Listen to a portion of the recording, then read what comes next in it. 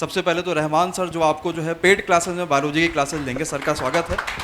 और इसी क्रम में आपके पास करंट अफेयर्स के लिए सोनकर सर जुड़ रहे होंगे, सोनकर सर का भी खूब स्वागत है। तो सबसे पहले तो आप लोगों को बहुत बहुत बधाई।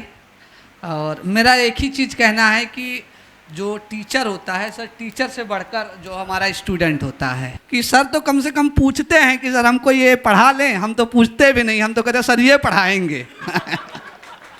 हमारी तरफ देखते हैं, ठीक है सर, जाइए ठीक है चले।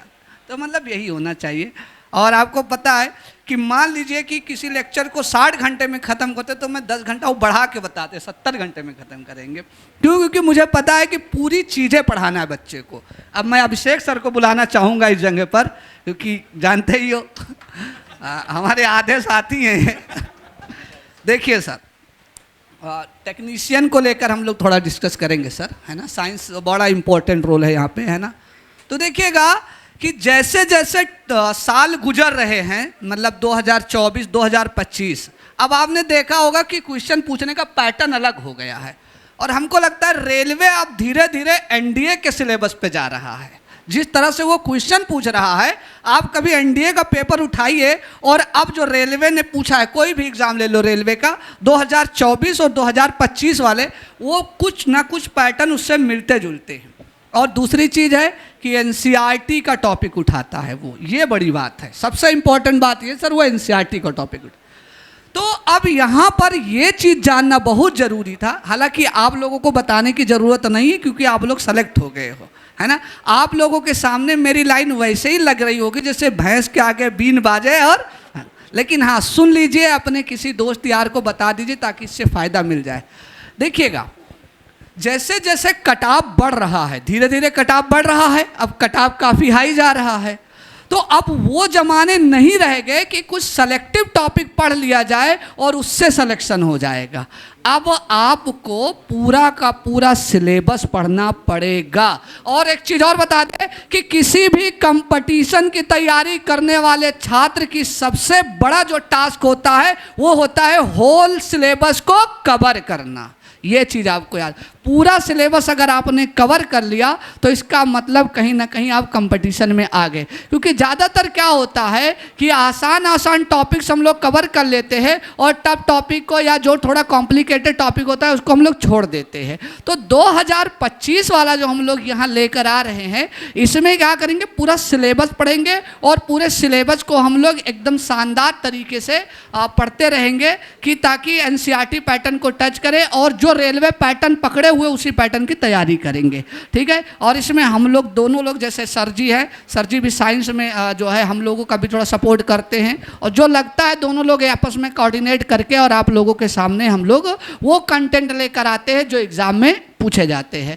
और दूसरी बात ये कहना चाहेंगे कि हम लोग बड़ी शिद्दत से मेहनत करके आप लोगों को कंटेंट देते हैं और आप लोग उस कंटेंट को बड़ी शिद्दत और मेहनत के साथ तैयार करके और सिलेक्शन ले लेते हैं। और सिलेक्शन लेने के बाद हम लोगों के सामने बैठ जाते हैं। तो कहते हैं कि टीचर से बेहतर होता है स्टूडेंट। क्यों होता है वो भी जान लीजिएगा। टीचर तो केवल एक सब्जेक्ट का विधाता होता है और जो हमारा स्टूडेंट होता है वो सभी सब्जेक्ट का विधाता होता है, तभी वो सिलेक्शन चाहता है, तभी उसको सिलेक्शन मिलता है।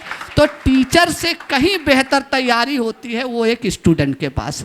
हमको कोई कहता रीजनिंग का सवाल लगा दे तो रीजनिंग का तो एबीसी नहीं आता है, मैथ का कुछ कह दे तो नहीं आएगा, लेकिन आपको सब आता है। रीजनिंग आता है, मैथ आता है, साइंस आता है, जीके जीएस आता है, सब कुछ आता है। बेहतर कौन हुआ यहाँ पर? इसीलिए सम्मान भी किसका हो रहा है, सिलेक्शन भी कौन पाया है। तो आप लोगों को बधाई सिलेक्शन के लिए।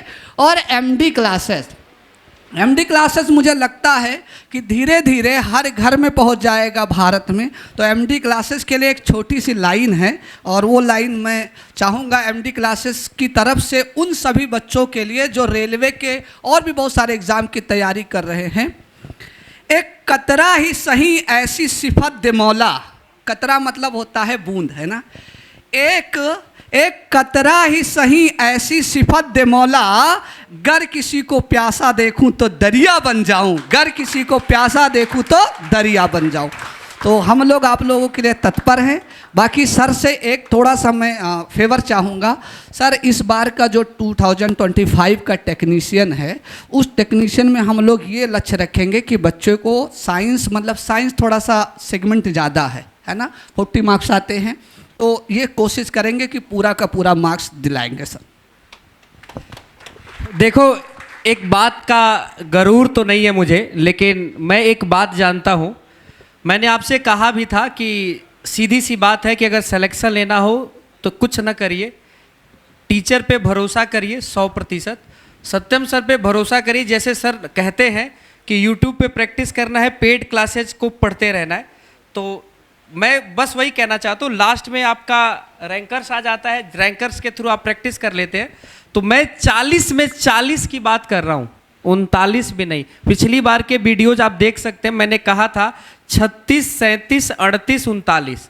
बच्चों ने 38, 38, 37, 36, 35, 34, 39, 39। 2 बच्चों के 40 हैं, नाम तो ध्यान पे नहीं है। एक कोई बच्चा है, मैं आपको वीडियोज के माध्यम से उनको लेकर आऊँगा सबके सामने। लेकिन एक बात है जो सर ने कही कि कतरा होके, तो उससे जुड़ा हुआ कि हम तो दरिया हैं, हम तो दरिया हैं, हमें अपना हुनर मालूम है।